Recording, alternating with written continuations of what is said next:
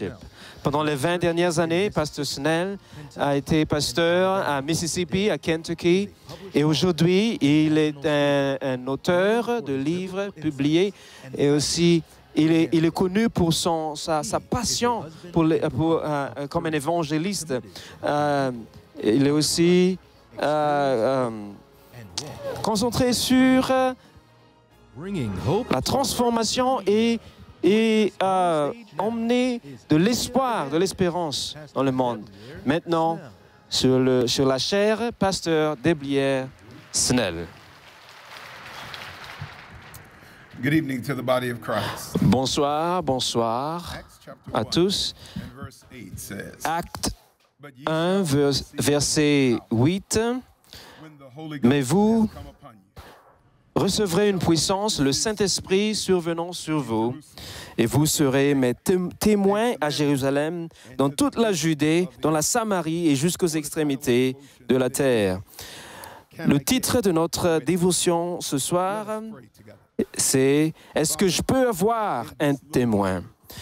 Père, pendant les prochaines minutes, est-ce que tu peux parler de plus en plus?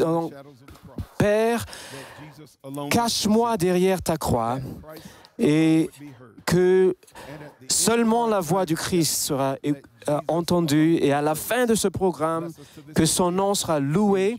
Bénis-nous au nom de Jésus. Amen. J'aimerais parler ce soir brièvement de ce que cela veut dire d'être un témoin de Jésus. Ce terme est un terme juridique où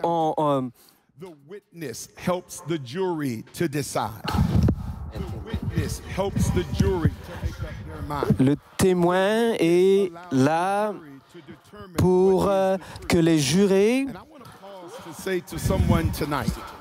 puissent déterminer la vérité. Donc, pour moi, pour être un témoin de Jésus-Christ, ce que vous devez avoir, c'est simplement un témoignage. Votre expérience, ce que vous avez vu, ce que vous avez entendu à propos de Jésus. Et la vérité, c'est que vous ne devrez même pas avoir juste un diplôme pour avoir un témoignage, mais il peut vous utiliser pour aider quelqu'un à prendre une décision. Il peut vous utiliser pour partager votre témoignage à propos de ce que Dieu a fait. Et mon témoignage et mon espoir aujourd'hui,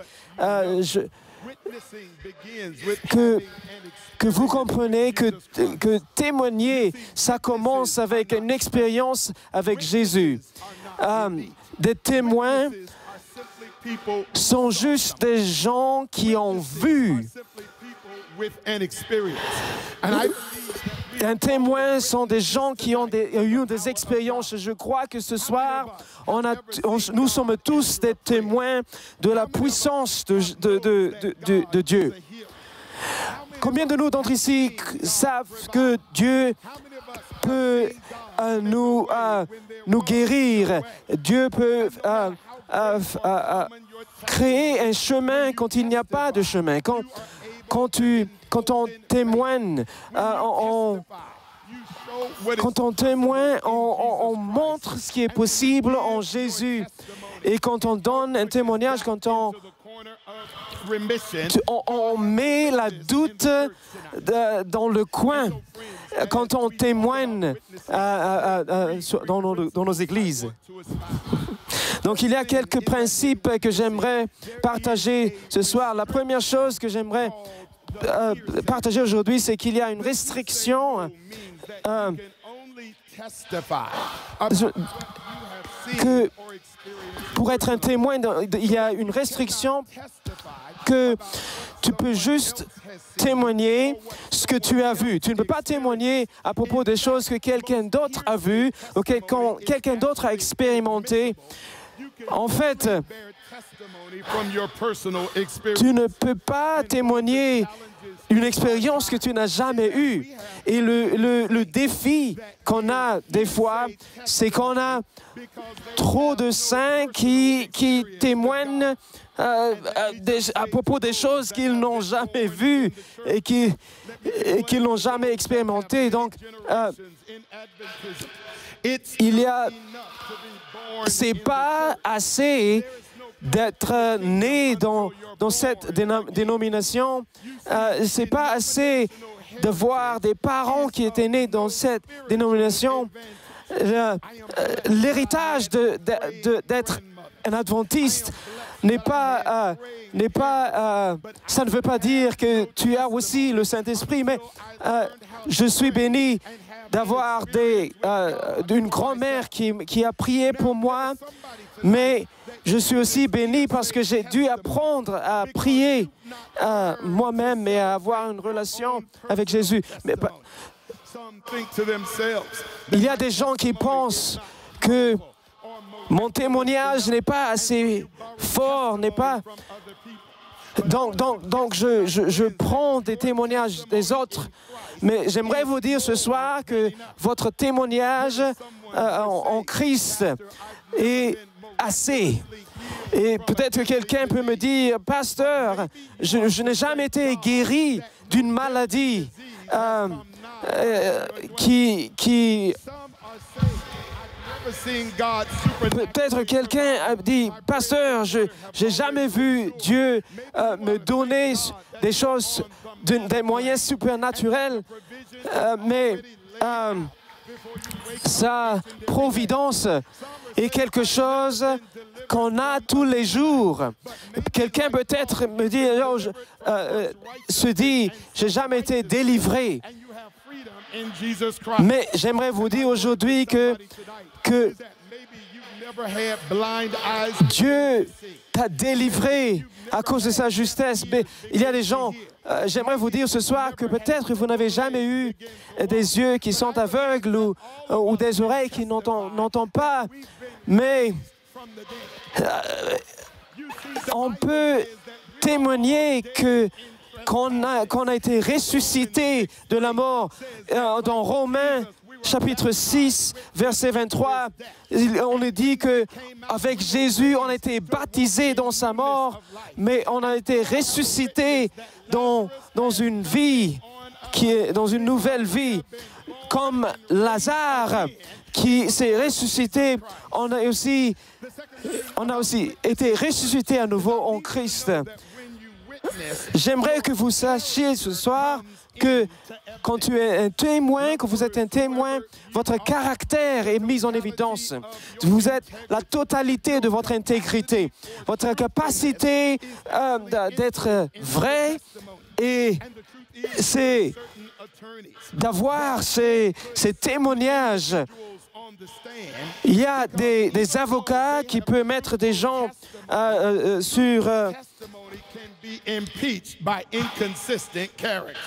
peut appeler un témoin et le témoignage peut être empêché par le manque de consistance.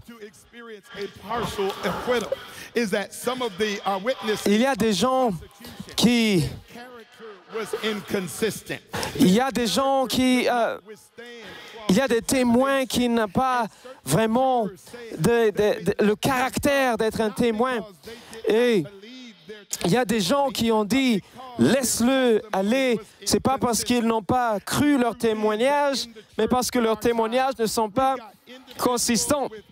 Et la vérité, c'est qu'on a des gens dans l'Église en ce moment qui a des très forts témoignages, mais leurs caractères sont remis en question. Dieu nous dit ce soir que le caractère du témoin est aussi importante que la puissance de leur témoignage. Il y a des gens qui mettent l'accent sur leur témoignage, mais pas sur le caractère. Non, laissez-moi être clair. Tu n'as pas besoin d'être parfait pour témoigner. Tu dois juste être crédible pour témoigner. Vous voyez, mes chers amis, les plus grands témoignages ne sortent pas vraiment de la bouche, mais les grands témoignages sont vécus et vus. En fait, chers amis, des fois, le samedi soir, après avoir prêché pendant toute la journée, j'aimerais juste m'asseoir et manger un peu de la glace. Mais après, quand la glace commence à vraiment être très bon dans ma bouche, il y a une publicité, sur la télé qui parle de la santé. Et des fois, il montre une personne qui est obèse. Et des fois, la raison pour laquelle il montre l'avant et l'après photo de ces gens-là, c'est parce que c'est comme ça qu'on vend, on fait le marketing de ces produits. Donc, avec Jésus, il faut aussi voir comment on était avant et comment on est après. Et c'est la transformation en Jésus-Christ qui est notre témoignage. Et notre témoignage, c'est quand les gens... Le problème avec le témoignage, c'est quand les gens regardent notre avant et après, ils ne voient pas la différence. Mais la Bible dit, ce qui est avant est terminé. Et voilà, maintenant, voici, on est tous une nouvelle création.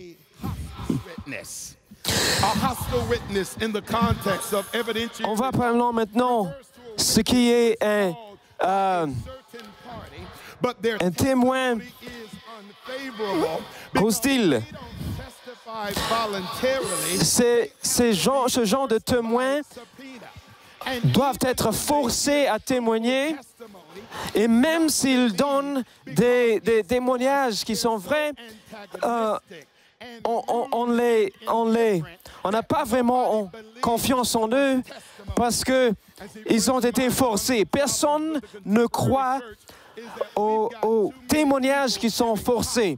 Le problème avec notre Église, des fois, c'est qu'il y a beaucoup de témoins, il y a beaucoup de gens qui ont été forcés à témoigner. Des fois, on doit témoigner avec notre voix, notre don, notre ressource, nos ressources. Mais le problème et surtout après la COVID, c'est qu'on doit être payé pour témoigner. Le problème des fois, c'est qu'on doit être appelé pour témoigner pour Jésus, mais on se met comme volontaire pour témoigner pour d'autres choses. Donc, la vérité, c'est ce qu'on met dans nos cœurs. C'est ça ce que naturellement ça sort comme témoignage. Donc, quand on regarde des programmes télévisés de Netflix, on devient des agents publicitaires, marketing pour Netflix. Quand on va dans des programmes de Walmart et Macy's, qui sont des supermarchés ici aux États-Unis, et quand on va tout le temps là-bas, on devient tout de suite des agents qui témoignent à propos de ces supermarchés. Et ma conviction ce soir, si on peut témoigner à propos des films, si on peut témoigner à propos de la nourriture, je crois que les gens qui ont eu une expérience avec Dieu peuvent témoigner que Dieu est bon. Donc, chers amis, je ne veux pas qu'on me prenne comme quelqu'un qui est forcé pour témoigner pour Jésus. Est-ce que quelqu'un ici croit que la joie ne dépend pas de quelque chose qui est forcé, mais qui vient de Jésus? Mon témoignage vient de ma joie, qui est le produit du fait que Jésus est en moi. Je ne suis pas juste un adventiste qui est malheureux ou qui est triste. Je suis un adventiste qui est joyeux et exubérant. Combien de vous ici croient qu'on a la joie en notre Seigneur aujourd'hui? Il n'y a aucune personne qui m'a forcé aujourd'hui de prêcher. C'est comme le feu dans mes os. Parce que je serais malheureux si je ne prêche pas aujourd'hui. Parce que quand Dieu a ouvert une porte pour toi, quand Dieu a créé un chemin pour toi, on ne peut pas rester juste debout. On veut donner gloire à Dieu. Je me souviens, ma femme et moi, on était allés dans un resto. Et je me souviens des fois, tu sais, quand ta femme n'aime pas vraiment ce qu'il y a dans son plat, elle prend un peu de la nourriture dans ton plat. Donc je lui ai dit ce soir-là, ce que j'ai dans mon plat reste dans mon plat, ce que tu as dans ton plat reste dans ton plat. Donc elle est en train de... Je me souviens ce soir-là, elle est en train de goûter ce qu'il y a dans son plat. Et elle a commencé à faire des gémissements comme et comme quand elle a continué de manger, elle a commencé à lever sa main comme elle était dans une église. Et maintenant, puisqu'elle a fait tellement de bruit, je ne pouvais pas rester juste dans mon plat. J'ai dit, « Baby, est-ce que je peux avoir un peu de ce que tu manges? » mais je n'aurais jamais su comment cette nourriture goûtait si jamais elle n'a rien fait ou elle n'a pas parlé. Ce que je veux dire aujourd'hui, si on ne va jamais savoir ce que Dieu a fait si on ne fait pas de bruit. Est-ce qu'il y a des gens ici qui sont prêts à faire des bruits pour Jésus et faire des bruits avec ta vie, comment tu vis et dire à tout le monde qu'il faut goûter à Dieu et voir qu'il est bon. Et maintenant, je vous encourage à rester alors qu'on regarde une autre histoire puissante.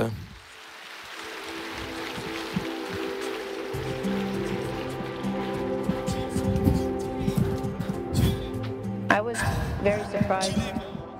We got this light. We didn't understand. J'ai été très surprise. Nous avons reçu cette lumière. Nous ne la comprenions pas. J'étais si heureuse lorsqu'il m'a informé de ce qu'il avait vu, même si nous connaissions l'Évangile avant.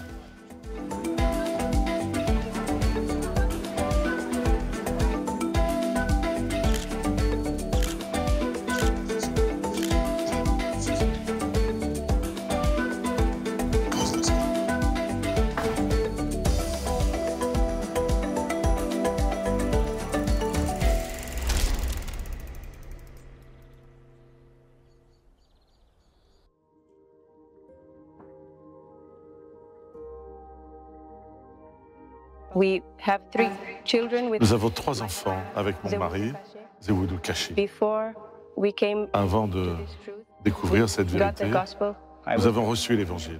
Je marchais vers un village voisin, Bussa, lorsqu'une forte pluie m'a obligé à chercher un abri. Et je suis entré chez quelqu'un. La télévision diffusait Hope Channel. Ils enseignaient très bien la vérité et cela a touché mon cœur. Je les ai appelés et je leur ai demandé quel était le nom de l'église et ils m'ont dit qu'elle s'appelait l'église adventiste du 7e jour. Je n'avais jamais entendu avant le nom église adventiste. Et donc j'y suis allé avec 8 personnes. Ces petits groupes sont guidés par Jésus-Christ lui-même. Nous essayons également une autre langue, car l'Éthiopie est une région multiethnique. Environ 86 langues sont parlées en Éthiopie. Nous devons donc atteindre ce grand pays d'Afrique grâce à Hope Channel. Mon équipe a 12 ans, et de 12 personnes, pardon. Nous diffusons en 3 langues, amharique, oromo et tigréen. Comme toute église adventiste du 7e jour dans le monde, nous luttons pour atteindre la population autour de nous, avec le message des 3 anges. J'écoutais différents médias spirituels. Soudain, j'ai mis la chaîne Hope TV. Ils enseignaient sur le sabbat, mais avant, nous ne comprenions pas l'Évangile. Mais maintenant, nous comprenons. Avant de venir dans cette église, nous ne connaissions aucun verset. Nous ne comprenions pas la Bible. J'ai conseillé aux membres de l'église de regarder Hope Channel. Dans le cadre du centre de l'Éthiopie, dans la mission du centre de l'Éthiopie, de nombreuses églises protestantes connaissent déjà cette mission. En l'entendant, elles se convertissent. Je ne comprends pas comment Hope Channel arrive à influencer d'autres organisations. Mais j'ai compris qu'Hope Channel influence d'autres églises protestantes en Éthiopie.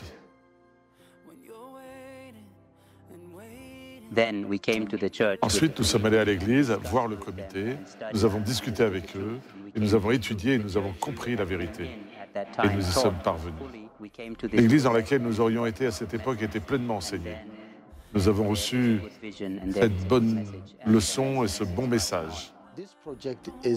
Ensuite, il y a une bonne vision, un bon message et la leçon est transmise. Ce projet est utilisé comme un centre d'influence avec différents services où les habitants d'Addis Abeba peuvent venir et être servis. Comme des cafétérias végétariennes, des hydrothérapies, des sessions d'hydrothérapie, des cliniques spécialisées, des centres de lecture, des bibliothèques spécialisées et des maisons d'hôtes. Il existe de nombreux centres de réadaptation où les personnes dépendantes peuvent venir et bénéficier d'un accompagnement psychologique pour les jeunes, les femmes et les enfants. Nous étions 50 à célébrer le culte, mais nous sommes maintenant 105. Mais aujourd'hui, Dieu nous a aidés grâce à Hope Channel TV. J'ai changé spirituellement et dans ma vie aussi. Maintenant, je mène ma vie et ma famille de très bonne manière. Je travaille, je suis évangéliste. Nous sommes tous Hope. Nous sommes tous Hope. Nous sommes tous Hope.